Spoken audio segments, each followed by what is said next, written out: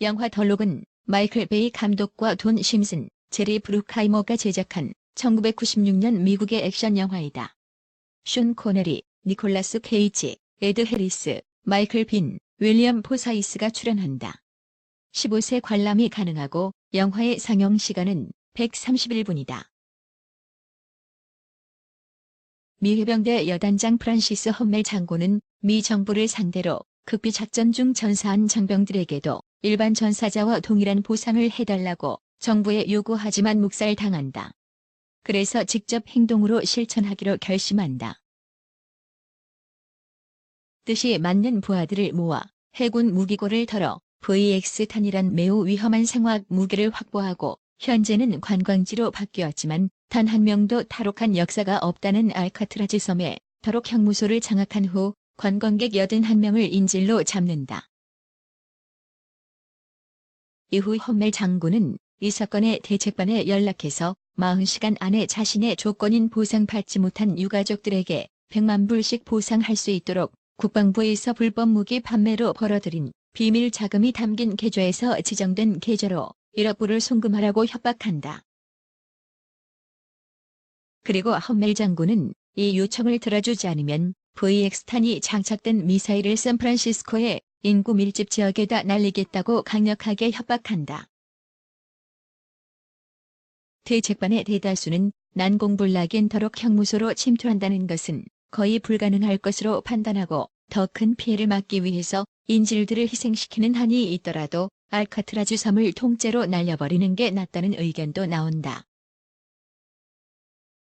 FBI의 워맹 요원은 험멜 장군의 성향상 약속된 40시간 동안은 공격하지 않을 것이고 공식적으로는 탈옥한 사람이 없지만 비공식적으로는 한 명이 있다며 메이슨이란 장기 복역수를 불러들여 이용하여 침투 작전을 한번 벌여보자고 제안한다.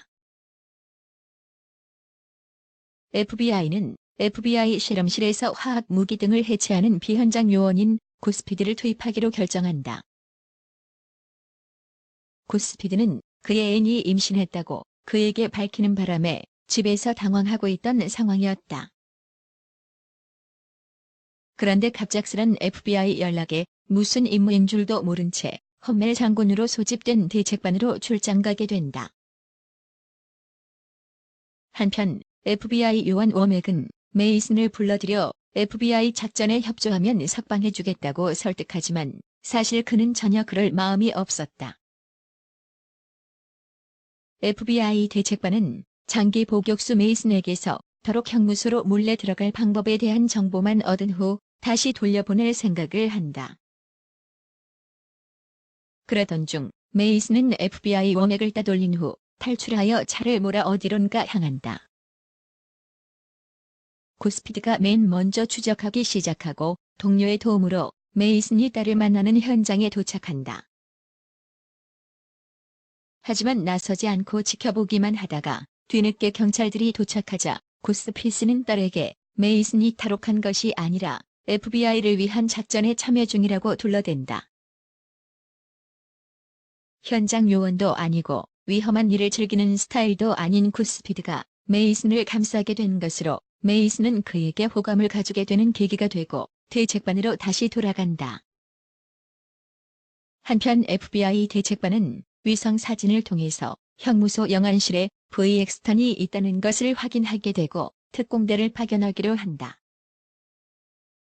그러나 FBI 워맥의 꿍꿍이를 눈치챈 메이슨은 직접 가보면 기억이 날 것 같은데 당장은 기억이 안 난다고 버틴다.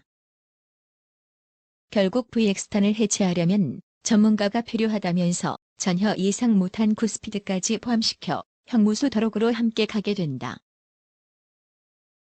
메이슨이 활약으로 침투엔 성공하지만 함께 투입된 특공대들은 이상함을 눈치챈 험멜 장군의 부하들에게 발각된다.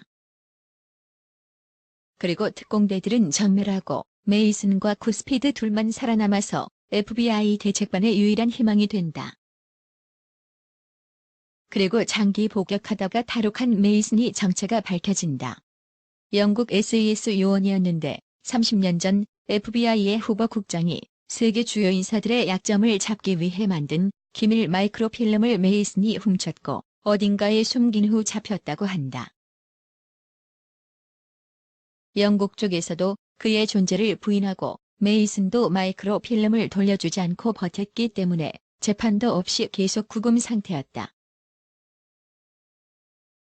험멜 장군 쪽에서는 침투한 특공대들을 전부 처리했다고 믿고 방심한 사이 구스피드와 메이슨은 영안실에 보관 중이던 12개의 미사일을 해체하기 시작한다. 시간도 장비도 없었기에 탄두 자체를 해체할 순 없었고 미사일의 비행 유도 장치를 제거하여 미사일로서의 기능을 할 수 없는 상태까지만 해체한다.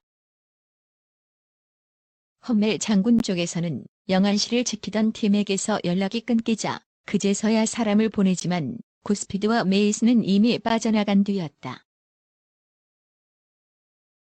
험멜 장군은 미사일에서 비행 유도 장치가 제거된 상태라는 것을 확인한 후 당장 가져오지 않으면 81명의 관광객 인질을 죽이겠다고 방송한다. 방송을 들은 메이슨은 구스피드가 다른 생각을 못하도록 해체된 비행 유도 장치를 모두 다 부숴버린다.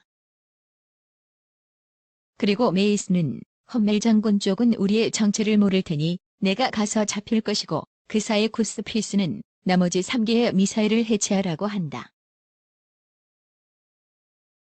메이슨의 의견을 따른 구스피드는 1개의 미사일을 더 해체하지만 결국 그 또한 잡히고 만다. 이제 남은 미사일은 2개뿐이다. 한편 FBI 대책반에서는 메이슨과 구스피드에게서 연락이 장시간 두절되자 일이 잘못된 것으로 판단하고 최후의 수단으로 폭격기를 준비하기 시작한다. 메이슨은 감방에 갇혔지만 지키는 사람이 없자 SAS 요원대의 실력으로 감방문을 열어서 어렵지 않게 탈출한다. 그리고 메이슨은 역시 감방에 갇혀있는 구스피드를 풀어준 후 더 이상의 작전은 거절하고 섬을 떠나려 한다. 구스피드는 아무것도 모르고 작전에 참가했던 메이슨에게 험멜 장군은 요구를 들어주지 않으면 VX탄을 샌프란시스코에 발사할 것이라고 설명해준다. 그리고 메이슨 딸도 결코 안전치 못하다며 설득하지만 메이슨은 끝내 떠나버리고 구스피드는 혼자 돌아다니다가 험멜의 부하에게 잡히고 만다. 하지만 그때 생각이 바뀌었는지 다시 나타난 메이슨이 그를 구한다.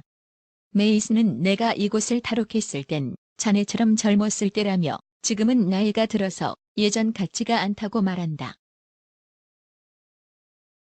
예정된 시간이 되어도 요구를 들어주지 않자 험멜 장군은 결국 미사일 발사를 명한다. 그럼에도 불구하고 정부에서는 그의 요구를 들어주지 않았고 험멜 장군은 자신이 졌다며 발사한 미사일을 자폭시킨다. 진정 애국자인 험멜 장군은 부당한 대우를 받은 부하들을 위해 협박을 했을 뿐이었고 진짜 민간인들을 죽일 위인은 못 되었던 것이다. 하지만 따르던 부하들은 자신들은 이 일을 시작했을 때부터 군인이 아니라 용병이었다며 험멜 장군에게 반발하고 대치 중 험멜 장군은 부하들에게 살해당한다. 구스피드와 메이슨은 죽어가는 험멜 장군에게서 마지막 남은 미사일의 위치를 듣고 적들을 상대하며 미사일 해체를 시도한다.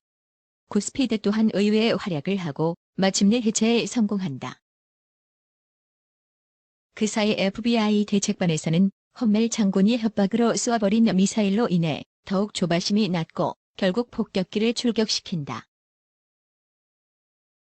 섬을 감시 중이던 대책반 인원이 구스피드가 보낸 임무 완료 신호를 보고 급히 폭격을 취소시키지만 이미 한 발은 발사되어 버렸다. 구스피드는 폭발에 휘말려 바다에 빠지게 된다. 수영을 못하는 구스피드에겐 상당한 위기였는데 또다시 메이슨이 나타나서 그를 구한다. 구스피드는 메이슨에게 FBI 워맥은 작전 성공 후에도 당신을 풀어줄 생각이 전혀 없었다는 사실을 털어놓고 상부에는 메이슨이 폭발에 휘말려 사망했다고 보고한다. 메이슨은 또한 구스피드에게 문제의 마이크로필름이 숨겨진 장소를 알려준 후 사라지고 구스피드는 살아남아서 그의 임신한 애인과 결혼을 한다. 지금까지 1996년에 개봉된 영화 더 록의 줄거리였습니다. 도움이 되셨다면 구독을 부탁드립니다. 감사합니다.